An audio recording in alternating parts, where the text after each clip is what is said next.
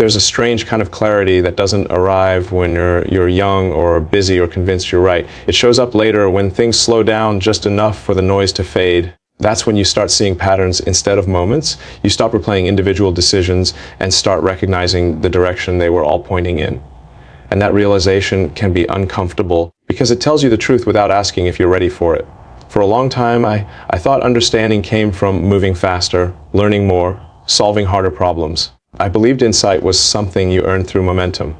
But real understanding doesn't come from speed.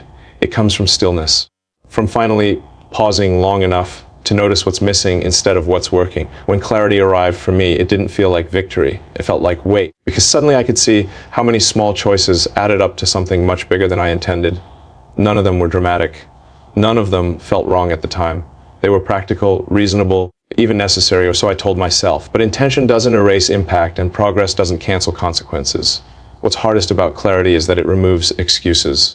You can't hide behind complexity or pressure anymore. You see the thread clearly, and you realize it didn't lead to success or failure. It led away from someone, and once you see that, you can't unsee it. Understanding doesn't rewind time, it doesn't undo anything, but it does something else. It forces honesty, and honesty is where accountability begins. Not loud, not performative, just real. Sometimes clarity doesn't come to reward you. It comes to remind you what mattered all along. I always believed ambition was a form of care, that if I pushed hard enough, built far enough, aimed high enough, the people around me would eventually feel the benefit of it. I told myself the distance was temporary, that the intensity had a purpose. In my mind, I wasn't choosing work over anyone. I was choosing a future that would justify everything. What I didn't see at the time was how ambition quietly changes shape. It starts as drive, then becomes priority, and eventually turns into a barrier. Not a wall you build on purpose, but one that forms because you keep walking in the same direction without checking who's still beside you. Just a little longer, every after this next thing adds another layer. Ambition is convincing because it feels productive, it gives you reasons, it hands you language that sounds responsible. And the more progress you make, the harder it is to question the path. Stopping feels reckless, slowing down feels like failure. So you keep going, assuming the people who matter will still be there when you finally turn around. But ambition doesn't announce what it's taking from you. It doesn't warn you that presence is being replaced by results, or that connection is thinning while achievement is growing. You only notice when the silence gets too loud to ignore. I didn't lose connection because I didn't care. I lost it because I cared about something else more consistently. And that's a harder truth to sit with than any external obstacle. Ambition can build incredible things, but if you're not careful, it builds distance too. For a long time, I hid behind intention. I told myself that because my motives were good, the outcomes would eventually be understood. I wasn't trying to hurt anyone. I wasn't trying to create distance. I genuinely believed I was doing the right thing, just in a demanding way. But intention is a comfortable place to hide when you don't want to face impact. What I've learned is that good intentions don't protect people from feeling neglected. They don't soften silence. They don't fill empty space. You can mean well and still cause damage. You can care deeply and still fail to show it in ways that matter. That's a hard truth because it forces you to let go of the version of yourself that thought effort alone was enough. Some of my biggest mistakes weren't dramatic decisions. They were patterns. Repeated choices that made sense individually but added up to absence. I didn't choose distance outright, I allowed it. I let priorities stack up until presence slipped to the bottom, and then I acted surprised when the consequences showed up. It's uncomfortable to admit that you can hurt someone without meaning to. It's even more uncomfortable to accept that explaining your reasons doesn't undo the effect. Accountability begins when you stop defending the intention and start acknowledging the result.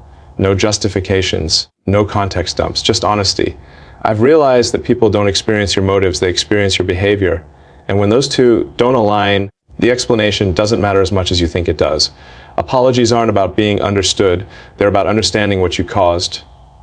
Good intentions don't cancel mistakes. They only make them easier to miss while they're happening. There's a difference between being there and being present, and I didn't understand that for a long time.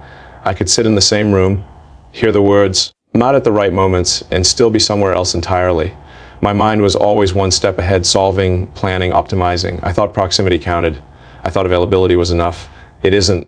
Emotional presence requires attention without escape routes. It means listening without preparing a response. It means noticing shifts in tone, pauses in conversation, the things not being said. That kind of presence can't be multitasked. And I avoided it more often than I want to admit, not because I didn't care, but because slowing down felt inefficient. I convinced myself that providing stability, resources, and solutions made up for the moments I missed. That logic works in systems. It fails in relationships. People don't need you to fix everything. They need you to feel things with them. And when you're emotionally absent, even briefly, it creates a gap that grows quietly over time. What's dangerous is how invisible that gap feels while it's forming. No alarms go off. No one confronts you immediately. Instead, connection thins. Conversations shorten. The emotional temperature drops just enough that you don't notice. Until one day, you realize you're out of sync with someone you thought you knew perfectly. Physical presence without emotional engagement can actually make things worse. It creates the illusion of closeness while deepening the distance. And when that realization finally lands, it's heavy because you understand that being around isn't the same as being with someone. I've learned this the hard way. Relationships don't need more time, they need more attention. There was a time when I believed explanations were enough. If I could just lay out the pressure, the responsibility, the scale of what I was dealing with, then everything would make sense. I thought context could soften consequences. That if people understood why, they would forgive the what. But that belief was another way of avoiding full responsibility. Accountability isn't about having a good reason. It's about recognizing that reasons don't erase results. Pressure doesn't excuse absence. Success doesn't justify neglect, and responsibility doesn't shrink just because the mission feels important. I had to accept that no external force made my choices for me. I made them, repeatedly. For a long time, I pointed to circumstances, deadline stakes, expectations, and while all of that was real, it wasn't the whole truth. The deeper truth was simpler and harder to face. I chose momentum over presence more often than I should have, and no explanation changes how that choice landed on someone else. Taking accountability means resisting the urge to defend yourself. It means listening without correcting the story. It means sitting with discomfort instead of trying to optimize it away. That's not something you learn from building companies or solving problems. It's something you learn when you finally stop arguing with the past. What surprised me most was how freeing real accountability felt. When you stop explaining, you start understanding. When you stop justifying, you make room for honesty.